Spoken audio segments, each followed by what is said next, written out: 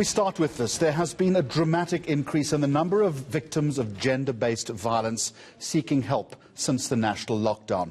The Social Development Chief Director, Cesar Machankwe, says numbers have doubled. That trend is also endorsed by the Lifeline organisation, while police here in Gauteng have reported a high number of cases. Let's begin our coverage on this story with the social development perspective. Since the lockdown, yes, of course, we have witnessed volumes of calls, in terms of seeking help, in terms of GBV-related cases, as well as non-GBV cases. So just to share with you, before the lockdown, which is from March, the 1st of March to the 26th of March, we have received plus minus 10,000 calls. And during the lockdown, from the 27th to the 30th of April, we have received 22,000 calls. So, of course, there is a 50% increase. And because of the COVID-19 places serious demand on our psychosocial services. All right, it's a disturbing trend. Let me give you some more numbers. The number of gender-based violence cases has risen by 500% since the start of the COVID-19 lockdown. The Lifeline organisation says the number of GBV distress calls has shot up from 12,000 to almost 80,000 since the first week of the shutdown. Now let me give you an SAPS perspective. Police here in Gauteng have opened just over 1,400 cases since the level 5 lockdown was implemented. So is it as bad as we thought? Joining us now on the telephone is gender activist and researcher Lisa Vetten. Good afternoon to you and a warm welcome. I suppose the lockdown was always going to be a recipe for gender-based violence.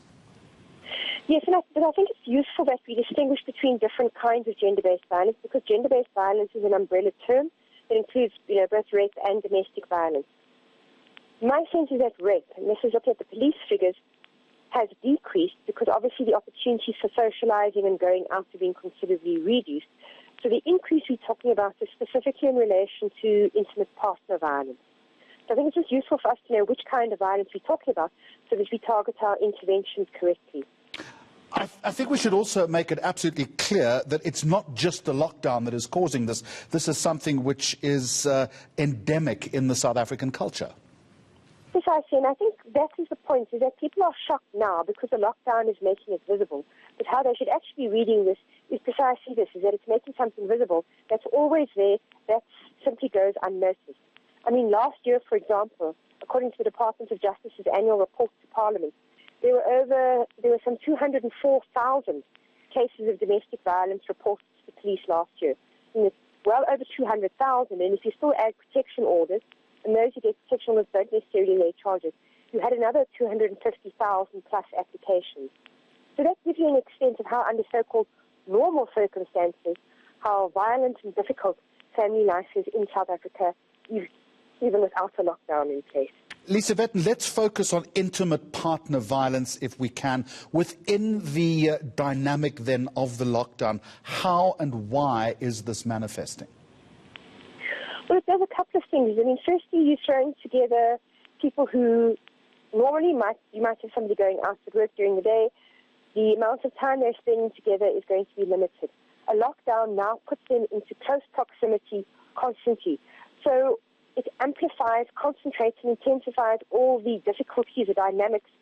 Things that might be just minor day-to-day irritations that you can forget about when you go out, now are suddenly there all the time. So I think it amplifies that. What it also does is it's increasing stress and worry around things like what's going to happen to the future. I don't have a job anymore. How am I going to support myself and my money? My family. You also have children, and some of the major precipitants of fights and violence tend to be around children and money. So you've now got money problems, which will exacerbate, and you've now got children who are around all the time, where parents will fight over how you bring up your child, what's happened to the child, how should I discipline the child.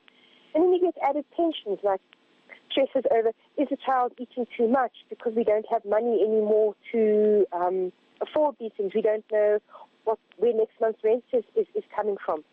So you've got a whole set of, it's like a perfect storm, all these factors which are there, all concentrated under very difficult circumstances because you're at home with the person. It's very hard for you to phone and get privacy to talk about what's going on in your relationship.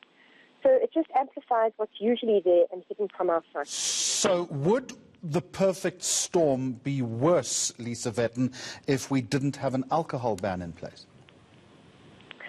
That's a hard one to say, because it may well do, because, you know, all those issues around you don't have money, you're spending it on alcohol might be, we don't have money, you're spending it on alcohol might be the perfect fuel to fan even more fights and flames.